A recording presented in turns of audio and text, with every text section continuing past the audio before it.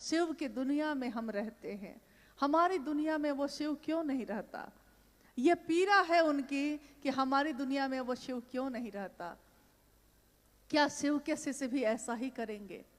क्या शिव का नाम लेने वाले लोग भी शिव के साथ ऐसी ही चालाकी करेंगे? शिव शिष्यता प्रेम है, शिव शिष्यता भाव है, दर्द है, एहसास है। शिव शिष्यता तालीबाजी नहीं, शिव शिष्यता व्यापार नहीं। हम अपने बेटे का व्यापार नहीं करते, हम अपने पति का व्यापार नहीं करते, हम अपने माँ बाप का व्यापार नहीं करते। जिसको भी हमने कहा है कि वो मेरा है, हम उसका व्यापार नहीं करते। व्यवस्था में मिलके काम करते हैं लेकिन व्यापार नहीं करते। और जितना भर आपने साहब और दीदी का सानिध्य प्राप्त किया है माँ नीलमानंद जी के साथ इस लौकिक जीवन में, 3 वर्षों तक ही मैं रह सकी, लेकिन उनके उन 3 वर्षों में मैंने जो उनको जाना, जितना भर जाना, क्योंकि वो भगवती स्वरूपा, उनको मैं कितना जान सकूंगी। कोई उनके पास रह के भी उनकी शक्ति का क्या आकलन करेगा, जान न सका। लेकिन जितना भर जाना, ममता की मूर्ति क्या होती है, ये बनती है। जब ये मूर्ति बनती है तो उसका चेहरा होता है नीलमानंद की तरह, राजमणि नीलमानंद की तरह। ये पोषित करने वाली माँ शिव शिष्यों को, शिव शिष्य एक परिवार है, शिव शिष्य परिवार, इस परिवार के हर सदस्य का पोषण देने वाली वो माँ, उसने अपना सर्वस्व न्यौछावर किया। साहब हरिंद्रानंद जी ने अपने लौकिक कामनाओं की, अपने आकांक्षाओं की, अपने जीवन की छोटी छोटी खुशियों को न्यौछावर कर दिया अपने महादेव के। क्या उनका एक छोटा सा परिवार नहीं था? क्या उनके बच्चे नहीं थे? क्या उनकी पत्नी, उनके माँ बाप नहीं थे? थे। लेकिन उन्होंने कहा कि मैंने शिव के लिए किसी से समझौता नहीं किया, मैंने शिव के लिए सबसे ज्यादा शिव को चाहा, इतना चाहा, इतना चाहा कि सारे रिश्ते हल्के हो गए। और इतना चाहने के बाद उन्होंने कहा कि कर चले हम फिदा, हमारी सांसों में आज है वो, हमारी बातों में है। शिव की बात जहां भी चलेगी, बड़ी सुंदर पंक्ति है गीत की, हुस्न की बात चलेगी तो सब तेरा नाम लेंगे। शिव शिष्यता की बात चलेगी, हजारों साल बाद भी चलेगी, तो किसका नाम लेगा लोग? उन्हीं का, उन्हीं साहब हरिंद्रानंद जी का। तो उन्होंने न्यौछावर किया और कहा कि शिव शिष्यता में कोई वरीय नहीं होगा, कोई श्रेष्ठ नहीं होगा, कोई अगुआ नहीं होगा, कोई मार्गदर्शक नहीं होगा। कौन होगा? एकमात्र हमारे गुरु शिव हैं, जो अगुआ भी होंगे, गुरु भी है, ईश्वर भी है, मार्गदर्शक भी है, सब कुछ है। सब कुछ वो शिव स्वयं है। ज्ञान देने के कारण तू शंकर है। संभवे गुरुवे नमः। इन सारी पंक्तियों से तो ये दुनिया प्रदीप्त थी, लेकिन हमारे दिलों में ये नहीं धड़का था। तो भक्ति का चरमोत्कर्ष, यानी सब कुछ न्यौछावर करके लिए शिव के लिए, शिव को चाहना, उसका नाम जिस दिन इतिहास में आएगा तो वो नाम आएगा कि अगर भक्ति भी गहरी होती है तो क्या बन के उभरती है? तो वो शिव शिष्य हरिंद्रानंद बन के उभरती है, क्योंकि उसी का दर्शन किया हम लोगों ने। अब इस संगोष्ठी का, जैसा कि आप जानते हैं, चूंकि भारत के विभिन्न राज्यों के गुरु भाई गुरु बहन इसमें शामिल हैं, नेपाल के भी गुरु भाई गुरु बहन शामिल हैं, और ये दोनों देश हिले मिले हैं, मित्र हैं, एक दूसरे के यहाँ ऐसे आते जाते रह जाते हैं। तो मिलके ही हमने हमेशा महादेव का काम जगत स्तर पे किया है। दोनों देशों के रहने वाले लोग भारत के अलावा, नेपाल के अलावा विश्व के अनेक देशों में रहते हैं, और सबके द्वारा महादेव का काम लगातार चल रहा है, हो रहा है। इस संगोष्ठी का एकमात्र उद्देश्य है कि जो साहब हरिंद्रानंद जी ने चाहा, जो उन्होंने चाहा है, जैसा चाहा है, हम सभी मिलके चले। अब हमारे पास 2 रास्ते हैं। एक रास्ता ये है कि हम सब मिलके एक दूसरे का पैर खींचे, हम सब मिलके एक दूसरे का रास्ता रोकें, चलने नहीं दें किसी को, न खुद चले न किसी को चलने दे। ये एक रास्ता है जो ज़्यादातर सामान्य लोग करते हैं।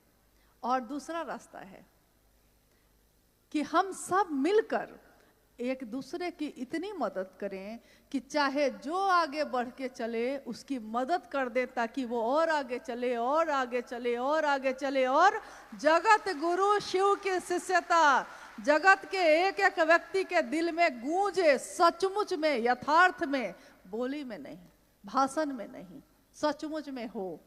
अब आप लोगों से पूछना है क्या करना है। जीवन एक ही मिला है, ये आगे पता नहीं क्या होगा। इस पार प्रिय मैं हूं तुम हो, उस पार न जाने क्या होगा। तो इस पार प्रिय जो मैं हूं और तुम हो, और इस पार जो भगवान शिव की शिष्यता मिली है, इस पार जो हमने साहब और दीदी का दर्शन किया है, ये दुनिया तो बड़ी खूबसूरत है, उधर का नहीं मालूम कैसा होगा। तो इस दुनिया में हम सब मिलकर क्या करेंगे, क्योंकि ये बहुत बड़ा मुद्दा है आज। सब मिलके क्या करने वाले हैं, हम सबका संकल्प क्या होगा। ऋग्वेद पहला वेद है धरती का।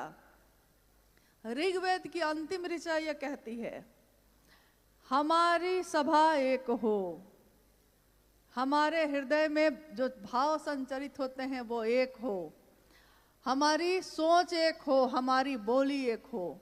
हम लोग जितने लोग यहाँ बैठे हैं, या वो सारे लोग जो आज सुन रहे होंगे, क्या किसी ने भी साहब हरिंद्रानंद जी की बातों को छोड़कर दूसरी बात को दोहराया है कभी? शिव जगत के गुरु हैं, मेरे हैं, आपके हो सकते हैं, ये किसने कहा? उन्होंने कहा।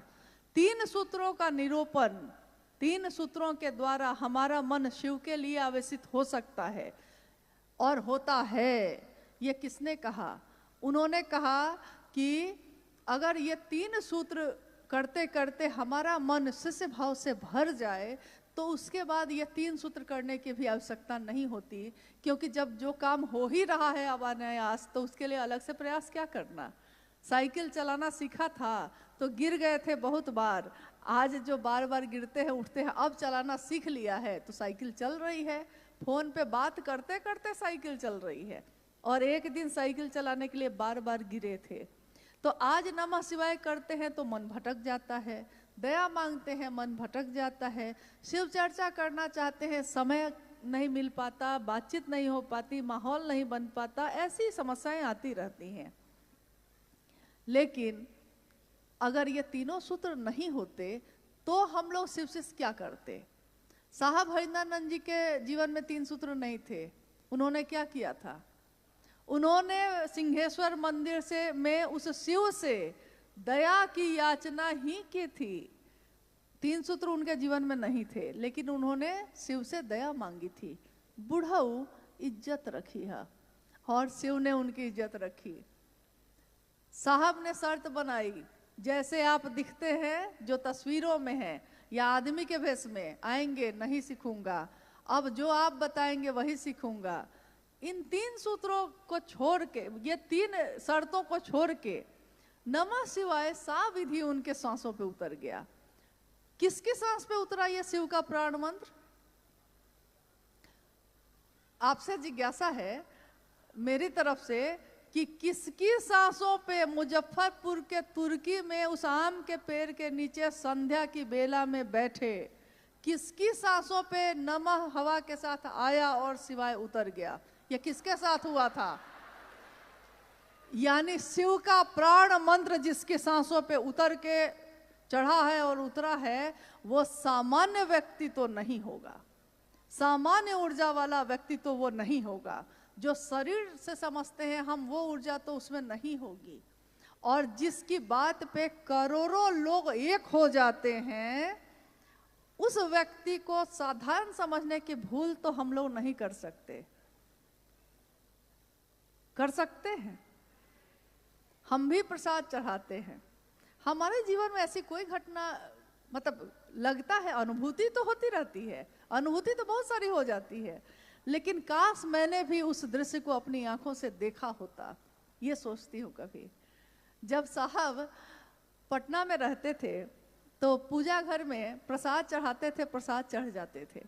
लोगों के बीच इस बात की सूचना हो गई, बात फैल गई कि हरिंद्रानंद जी के पूजा घर में प्रसाद चढ़ जाता है। तीज का समय था, माँ नीला महाजन तीज का व्रत करती थी, यानी जो शिव की पूजा होती है, जिसमें शिव और शिव की पत्नी माँ पार्वती की पूजा करती थी। तो वो बाहर मंदिर में नहीं गई, घर में था ही पूजा घर। तो बगल के जो फ्लैट में और लोग रहते थे, वो महिला लोग हाथ में पूजा की थाली लेकर घर में आ गई। मतलब साहब के मुंह से ये घटना सुनी थी मैंने, और बाद में मुझको लगता है किसी चर्चा में, वीडियो में भी है ये, साहब की चर्चा में। तो थाली लेकर वो घर में आ गई। तो उन्होंने कहा कि मैडम, दीदी नीलम आनंद जी को कहा कि मैडम आप नहीं आई मंदिर, तो हम लोग सोचे कि हम ही लोग पूजा की थाली लेके आ जाते हैं, क्योंकि हम लोग सुना है कि आपके घर में भी तो पूजा घर में प्रसाद चढ़ जाता है। तो माँ नीलम आनंद जी ने कहा कि हाँ चढ़ता तो है, लेकिन अब आप लोग क्या चाहते हैं? तो जी हम लोग चाहते हैं कि हम लोग भी यहीं चढ़ा लेते हैं। उस महिला ने कहा कि चढ़ा लेते हैं। माँ नीलम आनंद ने कहा कि सामने पूजा घर है, जाइए। वो थाली लेकर पूजा घर के तरफ बढ़ी, और जैसे जैसे थाली लेके वो बढ़ रही है, उसमें से प्रसाद जो है वो अब गायब होते जा रहे हैं।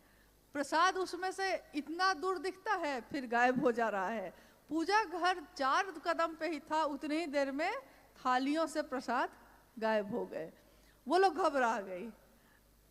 तो उन्होंने कहा कि ये तो सारा प्रसाद चढ़ गया महादेव के पास, अब हम लोग घर ले जाके क्या देंगे? तो माँ ने कहा कि आपने जिस भाव से कहा कि महादेव को चढ़ाने जाते हैं, उस भाव से मैंने भी कह दिया कि ठीक है जाइए चढ़ा दीजिए। तो महादेव की सत्ता ने ग्रहण कर लिया। अब हम लोगों ने जब ये सुना था, इतना हंसे हम लोगों ने कहा साहब से कि बताइए, अगर हम लोग को ये पता चल जाए कि महादेव प्रसाद खा जाएंगे, तो हम में से कितने लोग अच्छी अच्छी मिठाई खरीदेंगे? क्योंकि अच्छी मिठाई हम ये चुन के लेते हैं कि पति को कौन वाला पसंद है, पत्नी को कौन वाला पसंद है, बच्चा को चढ़ाते हैं महादेव को, लेकिन पसंद अपनी रख के, ताकि चढ़ाने के बाद खाएंगे हम खुद। तो साहब ने कहा कि अरे एक घटना और हो गई थी। एक व्यक्ति थे, बाद में शायद विधायक थे उस समय, तो वो घर पे आए। उन्होंने कहा कि हरिंद्रानंद जी, सुनते हैं आपके पूजा घर में जो चढ़ाते हैं चढ़ जाता है, तो मैंने आज एक रेमंड की बहुत सुंदर चादर खरीदी, तो मैंने सोचा कि महादेव को चढ़ा के और फिर हम इसका प्रयोग कर लेंगे, हम इसका यूज कर लेंगे। साहब ने कहा चढ़ा दीजिए। छोटी सी एक खिड़की थी पूजा घर में, जैसे ही वो चादर ऐसे लेके बढ़े, खिड़की से हवा के झोंके के साथ चादर उड़ी और ये ले वो ले हवा में गायब हो गई। अब वो तो एकदम बिफर गए। उन्होंने कहा कि कोई तंत्र मंत्र लगता है आपने कर रखा है। कि मैं तो सोचा था ये क्या हो गया, माथा पकड़ के बैठ गए। अब साहब ने सोचा कि अगर इसको कोई चादर नहीं देंगे तो भाई ये तो अभी से बना भी नहीं है, पता नहीं मन ही टूट जाएगा इसका। दूसरा कहेगा कि अब से कभी महादेव को कुछ चढ़ाएंगे ही नहीं। तो उन्होंने कहा नीलम, अगर बक्सा में कोई चादर है तो निकालो, इनको दो। तो बक्से में एक चादर थी, माँ नीलम आनंद जी ने निकालकर उनको दे दी। अक्सर हम लोग ये कहते कि अगर हमसे सचमुच महादेव ग्रहण करें, यानी कि भाव ग्रहण करते हैं वो, लेकिन अगर वो चादर ग्रहण कर लें तो हम लोग कौन सी चादर चढ़ाएंगे? सबसे सस्ता वाला। क्योंकि पूजा में ऐसा ही होता है, भाव में भी कभी कभी हम लोग ऐसा ही कर देते हैं। दुकान में जाइए, दुकान वाला पूछेगा आपसे साड़ी खरीदनी है अपने लिए कि किसी को देना है कि पूजा में करना है। ये 3 कैटेगरी में है। अपने लिए मतलब कीमते से कीमती साड़ी दिखाएगा, क्योंकि आप अपने लिए तो कुछ भी ले सकते हैं। दूसरे को देना है तो हम लोग कहते हैं कि साड़ी देखने में सुंदर होनी चाहिए लेकिन कीमत कम हो, कम दाम में, देखने में महंगी हो, ऐसा चीज दीजिएगा, तो वो वैसा ही देता है। फिर कहता है कि और क्या चाहिए, तो पूजा के लिए चाहिए, तो उसको मालूम है कि पूजा के लिए वो व्यवस्था अलग ही रखता ही है, तो उसको मालूम है कि पूजा के लिए लोग यही लेंगे।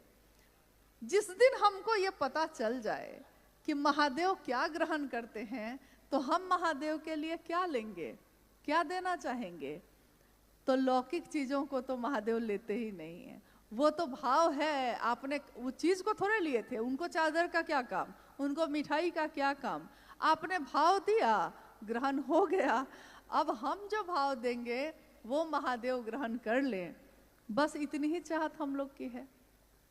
कोई जिज्ञासा भी ऐसा नहीं ना, जिज्ञासा नहीं है ना, क्या है?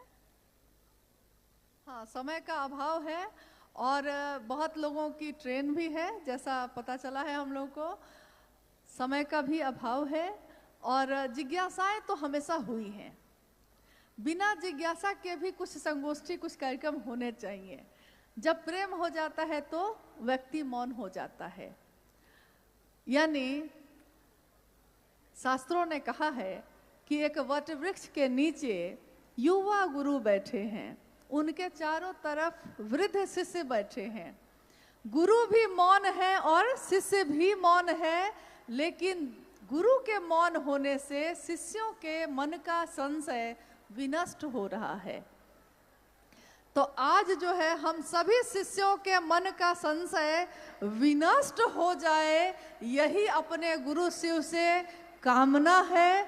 आशीर्वाद मांगती हूँ अपने साहब से और माँ नीलमानंद जी से कि शिव से एक ऐसा कीर्तिमान इस जगत में रहते हुए गढ़ें कि चले हिमालय के शिखरों पर। हिमालय के शिखर पे सुना है कि शिव रहते हैं। कैलाश कहाँ है? जहाँ महादेव रहते हैं। महादेव कहाँ है? जहाँ कैलाश है। तो चढ़े हिमालय के शिखरों पे, अब भी ऊपर चढ़ना है हमें। हिमालय के शिखरों पे नया हिमालय गढ़ना है। साहब हरिंदानंद जी और दीदी नीलमानंद जी के प्रति सच्ची कृतज्ञता हम शिव शिष्यों की यही होगी कि उनकी बात पे सभी शिव के शिष्य एक हों। ये आवाहन है शिव शिष्य हरिंदानंद साहब का कि मेरी बात पे भरोसा करना और महादेव के काम में एक दूसरे का साथ देना। आप सबका बहुत आभार है, बहुत कृतज्ञ है हम लोगों का हृदय, और खासकर दिल्ली के गुरु भाई गुरु बहनों का, जिन्होंने इस आयोजन के लिए दिन रात एक कर दिया है। महादेव और मेरे गुरु शिव, मेरे साहब और दीदी, उनके मन की हर वो मनोकामना पूरी करें जो उन्होंने सोचा हो, इसी की कामना है। आप सभी के चरणों में प्रणाम है।